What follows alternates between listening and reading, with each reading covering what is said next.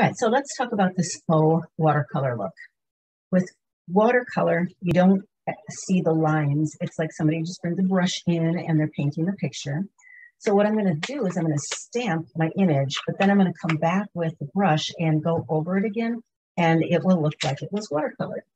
Just going to lay down my color and then realize that this is water-soluble ink. You see all the detail in the branches. So I'm just going to very lightly go over the image. And because the ink is water soluble, it's going to spread it out and give it a bit of a watercolor look.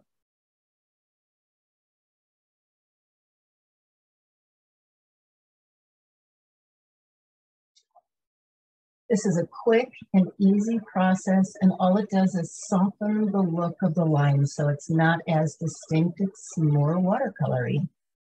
This stamp had a lot of dense detail to it. This cloud stamp is pretty much just a line image. You can do this with any line image. It doesn't have to be a cloud or a piece of foliage. And I used black only because that's the color that I had here.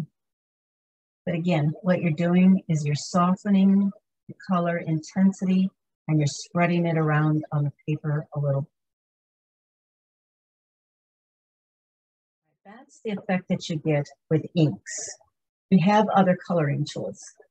We do have these watercolor pencils. Let's take a look at what the watercolor pencils would look like. I actually got this online someplace. I'm sure I can find the link if somebody wants to see it. But this is just a case to keep your watercolor pencils in.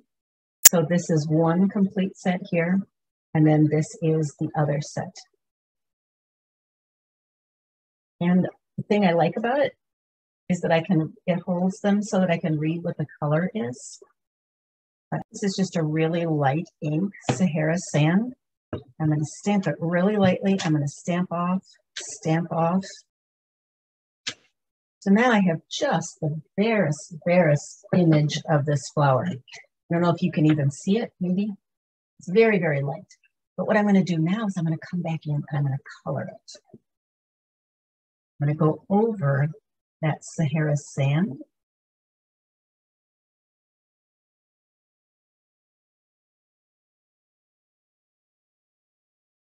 Now watch what happens when I pull this color.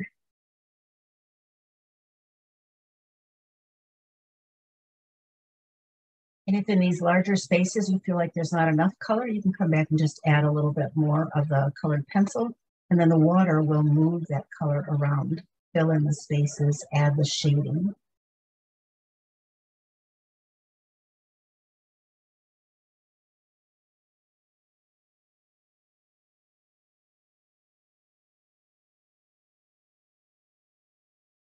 So you see what you're doing here is you're just covering up the lines that you've stamped because you stamped them so lightly, and then you're adding the color with the pencil, and then you're just coming in and moving that color around. And you can always add more color if you feel like you didn't have enough from the lines that you laid down.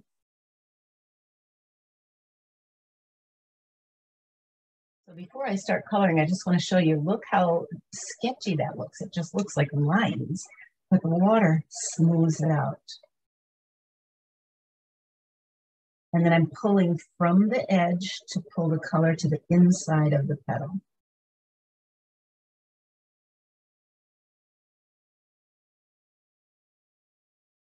Okay, so you can see how the color is being moved around. You can smooth it and blend it. You can come back and add more color with a dry pencil.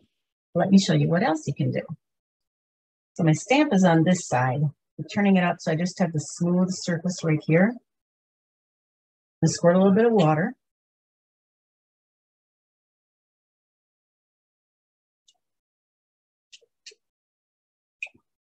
So now I have a puddle of water. What happens if you get a wet pencil? You're going to get a totally, totally different look here. Look how intense and vibrant that color is. We're going to make these little flowers a different flower, a different color.